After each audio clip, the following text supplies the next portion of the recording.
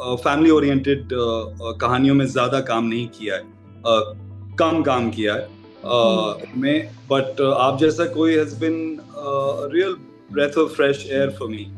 मेरा पूरा बचपन इसी तरह की फिल्में देखते हुए गुजरा है। कौन सा काम ऑडियंस को पसंद आएगा, कौन सा काम वो ऑडियंस नकार देगी, वो तो काम के आने के बाद ही पता चलता है। You can't fool the audience because the audience is very very smart and extremely intelligent and they know exactly what they want. Shah Rukh Khan ये तो जिसके को-स्टार नहीं है उनके भी फेवरेट ही है। Hello Manish sir, welcome to Bollywood Live. How are you and how is the feeling like? I'm very well, thank you very much. So it's so good to see you. So firstly, we really wanted to know about your upcoming projects. पहला ही सवाल है, लेकिन आने वाले projects पे क्या है buzz? Because we want to know that. Well, इस फ्राइडे को नेटफ्लिक्स पर आप जैसा कोई आएगी, Yes. जिसमें माधवन और फातिमा सना शेख हैं। That is the first thing that will come. फिर अगले फ्राइडे को मर्डरबाद आएगी। जुलाई is a busy month with releases for me. Yes. Murderbad it's like a police procedural thriller है। और फिर 31 जुलाई को किंगडम नाम की फिल्म आएगी, जो एक तेलुगु फिल्म है जिसमें विजय देवरकोंडा है। My God, it's a packed schedule It's a and packed all the month for me. blessings coming your way. So पहले release Thank की you. बात करते हैं, आप जैसा कोई.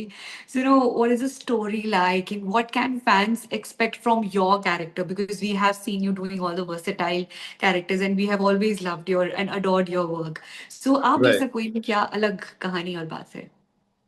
Well, मेरे लिए आप जैसा कोई has been a little bit of a novelty, क्योंकि मैं ज्यादा मैंने फैमिली ओरिएंटेड कहानियों में ज्यादा काम नहीं किया है, कम काम किया है मैं। बट आप जैसा कोई has been real breath of fresh air for me. It was nice to be in a movie which was talking about the simple things of life. So you have played R Madhavan's elder brother. So वो camaraderie sets पर कैसी हो गई थी? क्योंकि कभी-कभी ना you get into the skin of the character and then बाहर निकलना थोड़ा मुश्किल हो जाता है। बाकी actors से भी जब हम बात करते हैं ना तो वो अंश रह जाता है। So elder brother का है आपके अंदर अभी भी? Is it like? Yeah, well, I mean, मुझे लगता है कि as our age groups are pretty much similar, and the camaraderie on set was wonderful with him. I've never worked with him before, लेकिन इस बार काम करने का मौका मिला और सेट पे काम करके मुझे उनके साथ बहुत मजा आया। So we talk about your project Sky Force. So the film literally, gave goosebumps to a lot of people, and Right. including me. And अभी मर्डर बाद में you playing a cop. So देशभक्ति की भावना, मतलब आपको देख के ना कहीं लगता है कि ना ऐसे रोज आप पे बहुत परफेक्ट जचते हैं. So आपको कैसा फील होता है जब given a big responsibility to play such character, वो added pressure रहता है. And how is it like when you sign for such cop roles or army officer wali roles? Well, I mean, I don't think it's a pressure. I really enjoy it. I've been very lucky to have gotten paths, जिन्हें uniform paths कहते हैं, चाहे वो military के हों या फिर वो पुलिस के हों। I've been very lucky with them. मेरा पूरा बचपन इसी तरह की फिल्में देखते हुए गुजरा है। Cops and robbers, basically. And so I'm getting to play both sides actually now, cops and robbers, gangsters, or military parts. So I'm very happy. So we talk about सनम तेरी कसम. So वो तो फिल्म जब re release हुई है तब जाके मतलब इतना ज्यादा बस क्रिएट हो गया है कि मतलब people went crazy. You know the response it has gotten. But अभी पार्ट 2 की भी बात हो रही थी. We want to know कि पार्ट 2 की कहानी के बारे में can you give a little scoop to the audience? Well, If there's I actually can't do that because I really don't know.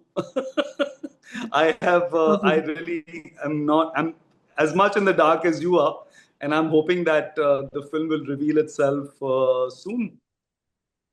All right. So acting line वैसे ही tough है. If we talk about Harshvardhan Rani, so the kind of response he was, expecting that time, he got today. वो recognition इतने सालों बाद मिलती है. We see polished actors like Jaideep Ahlawat and a lot more in the line are there. So इतने साल बाद लोगों को उनका काम कहीं ना कहीं क्लिक कर जाता है एंड देन वो बूम आ जाता है. तो I want to know from you because आप इंडस्ट्री के अंदर हैं, इतने साल से हैं. एक एक्टर का जो जीवन है, किस तरीके से ये बदलता है, और पेशेंस की अगर हम बात करें तो ये कितना इंपॉर्टेंट रहता है from your own experience. Well, एक एक्टर की जिंदगी में I think patience is primary. It's a very important thing. और ऑल्सो आपको अपना काम करते रहना है. कौन सा काम ऑडियंस को पसंद आएगा, कौन सा काम वो ऑडियंस नकार देगी, वो तो काम के आने के बाद ही पता चलता है.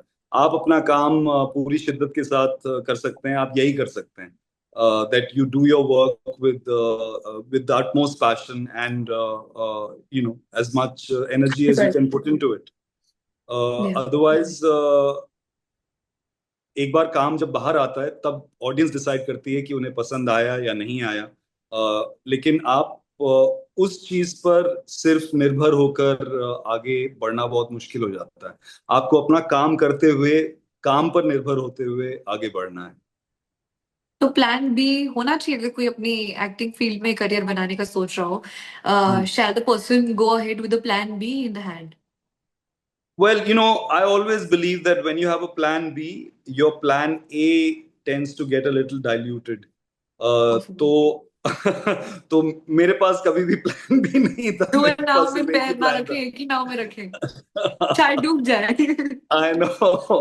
तो मेरा, अगर आप मुझसे पूछ रहे हैं तो मैं तो यही मानता हूँ कि नाव दोनों पांव एक ही नाव में होनी चाहिए.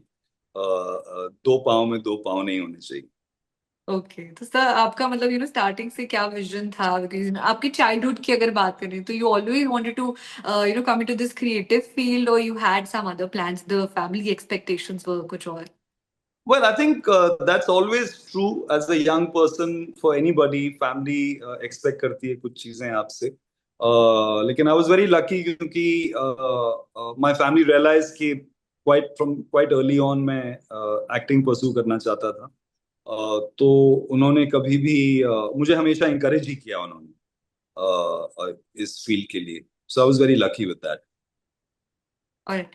So what are the survival tips according to you कि ऐसी 3 चीजें हैं जो एक्टर्स को आई थिंक समझ जानी चाहिए, और जो करियर बना रहे हैं जो बीच में भी है, क्योंकि कंसिस्टेंसी इज द की. और जो जिसको अभी आज फेम मिला जरूरी नहीं है कि वो आगे भी फेम उनका बरकरार रहे. कुछ लोग तो क्विट भी कर देते हैं इंडस्ट्री क्योंकि वो Correct. कंसिस्टेंट नहीं हो पाते हैं. सो क्या सर्वाइवल टिप्स हैं sir according to you from your personal learnings which you want to bring on the table and just convey? Well, the first thing that we just talked about, patience.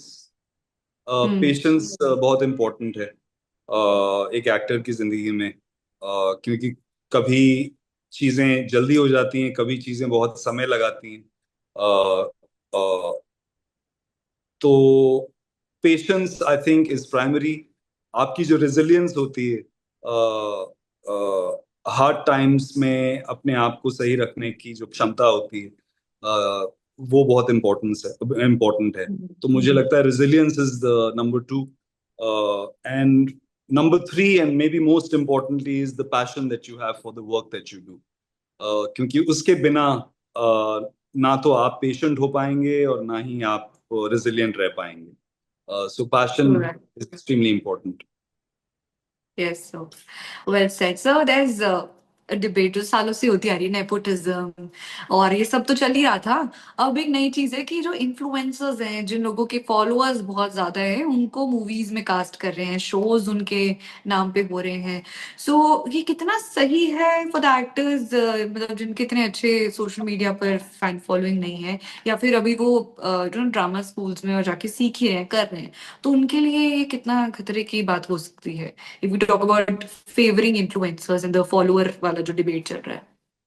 Finally मेरा belief है कि जो audience है, you can't fool the audience because the audience is very very smart and extremely intelligent.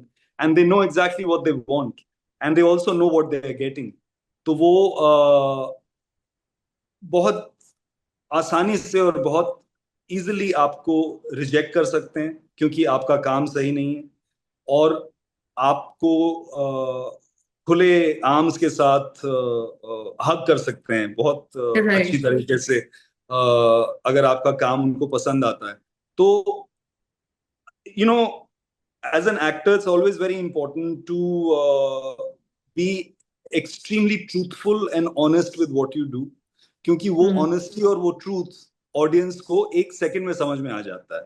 और अगर आप के काम में जरा भी डिसऑनेस्टी है तो ऑडियंस उस काम को रिजेक्ट भी बहुत जल्दी कर देता है। तो मेरा मानना तो यही है कि अपने काम को ट्रूथफुलनेस के साथ करना चाहिए। अगर कोई इन्फ्लुएंसर है जिनको मौका मिल रहा है तो उनके लिए भी यही बात लागू होती है। अगर वो पूरी शिद्दत से और ट्रूथफुलनेस के साथ काम नहीं करेंगे तो ऑडियंस उनको एक्सेप्ट नहीं करेगी। True that. So there's a fan question कि आपका खुद का पसंदीदा प्रोजेक्ट कौन सा आपको दिल के करीब हमेशा, कि वो एक ऐसा कुछ भी, may be because early days की बात हो सकती है, अभी रीसेंट प्रोजेक्ट जो आपके दिल के बेहद करीब है and which has change your perception और change things for you. Uh, there's been so many wonderful projects that Yeah. I've had the pleasure to be part of. You know, बहुत सारे हैं। मुझे एक्चुअली 2 साल पहले एक सीरीज आई थी कोहरा हम्म। नेटफ्लिक्स पर। अ, मेरा उसके साथ बहुत स्ट्रॉन्ग कनेक्शन है, क्योंकि कोहरा एक ऐसी सीरीज थी जिसकी जो पेस है, कहानी बोलने की जो पेस है उस सीरीज की, अ, उस पेस की कहानियां ज्यादातर हमने देखी नहीं है बहुत सालों से, और हम्म। बनती भी नहीं है। जी। तो I was very very excited to know कि ऑडियंस ने उसको इतनी अच्छी तरह से एक्सेप्ट किया। एक स्लो बर्न जिसे कहते हैं, स्लो पेस का सीरीज है वो। So that's always been a great thing for me to be excited about के ऑडियंस ने कोहरा को कितने प्यार के साथ एक्सेप्ट किया। जी। And so your favourite costar, एक नाम माय लेना फेवरेट पड़ेगा को आपको। ऑल अच्छा, टाइम नाम फेवरेट लेना ही को पड़ेगा। स्टार। शाहरुख खान साहब। ओ, ये तो जिसके को स्टार नहीं है उनके भी फेवरेट ही है, including me. So I've had the great pleasure to be in a scene with him, and he's definitely my favorite. Super. So sir, ऐसी जब सेट्स पर होते हैं आप, तो हाउ इज द माहौल like, if you talk about आप जैसा कोई के सेट्स पर, सो टीम बॉन्डिंग किस तरीके से होती है? इज इट लाइक आते हैं सब अपना काम करते हैं and then they are going, और देर आर सेशंस जिसमें बैठ के चीजें डिस्कस होती हैं कि यार इसके डायलॉग्स में हम थोड़ा ये changes, creative inputs basically. So how is it like being on the sets? No, it's well, I mean, a lot of the creative inputs are actually worked out before we get onto set, क्योंकि writing आजकल बहुत पुख्ता होती है, and the writers and directors are very clear about the vision that they want to make the story with. Uh, of course, जब आप set पे काम करते हैं किसी सीन पर, तो उस मोमेंट पर जो चीजें कुछ सामने आती हैं उनको इस्तेमाल करना है या उनको छोड़ देना है, उस तरह की डिसीजन सेट पर ली जाती हैं। And that's always a very exciting process to go through, because there are so many ideas sometimes that come flooding in, and obviously आप हर आइडिया को अंजाम नहीं दे सकते, तो कुछ राइट। कुछ छोड़ना पड़ता है, कुछ आप साथ लेकर आगे बढ़ते हैं। और एक बात है कि वर्किंग आवर्स को लेकर आजकल इतना डिस्कशन हो चुका है कि इतने घंटे एक्टिंग के लिए हमें डिवोट करना चाहिए, इतनी घंटे शूटिंग होनी चाहिए, एक्टर्स को थोड़ा टाइम मिलना चाहिए कि अपने हम्म। पर्सनल लाइफ के लिए भी। सो व्हाट इज योर से on this, like is it very draining and it is very, जिसे कहते हैं कि आपको बांध के रखते हैं सारे टाइम शूटिंग में, और do you have like space for personal time? Well you know when you working on a project, चाहे वो फिल्म हो या सीरीज हो, हर प्रोजेक्ट का की एक एनर्जी होती है, जिस एनर्जी के साथ वो आगे बढ़ती है, वो आगे बढ़ता है वो प्रोजेक्ट। कभी आप बंबई में शूट कर रहे होते हैं या कभी आप किसी प्रोजेक्ट के साथ बाहर आउटडोर पर जाते हैं। तो स्पेशली जब आप आउटडोर पर होते हैं तो your entire life is running around that project, क्योंकि आपको शाम को घर वापस जाने का मौका नहीं मिलता, आप जहां पर हैं वहीं पर रहेंगे। So that is a very different kind of an energy which I enjoy very much, frankly. Having said that, कि बंबई में रहकर भी ऑब्वियसली आप घर पर आ रहे हैं, लेकिन most of the projects that I work on are take up pretty much all my time. Of course आप सोने के लिए घर पर आते हैं, बट उन प्रोजेक्ट्स की एक एनर्जी होती है जो आप पर एक पॉजिटिव तरीके से हावी होती है, और आप उसी के Yeah. साथ चलते हैं। तो it's like it keeps you enjoyed and it keeps you hooked. तो एब्सोल्युटली, वो बिकॉज काम इफ इट काम नहीं डजंट, पता चलता ना, उसमें आप बह जाते हैं, लाइक बिल्कुल, समथिंग अगर if the that's project doesn't keep me hooked, then I won't be able to keep the audience hooked. So it's very important for the project to hook me, so I can hook the audience. It's so lovely to see your dedication and devotion towards the work.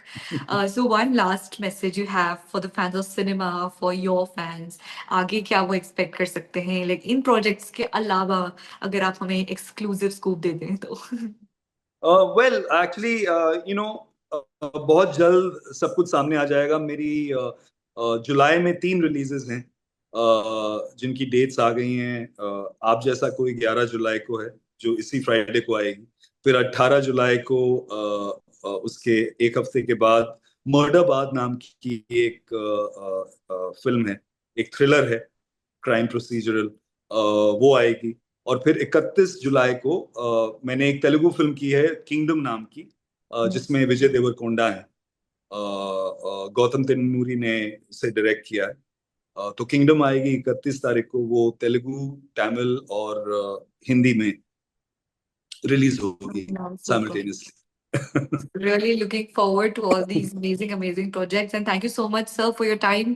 And अब आप दिल्ली आइए, office में गपशप करेंगे, and thank you so जरूर much team जरूर, Prerna, for this lovely interview. Thank you so much sir once again. Thank you Thank you. Very much.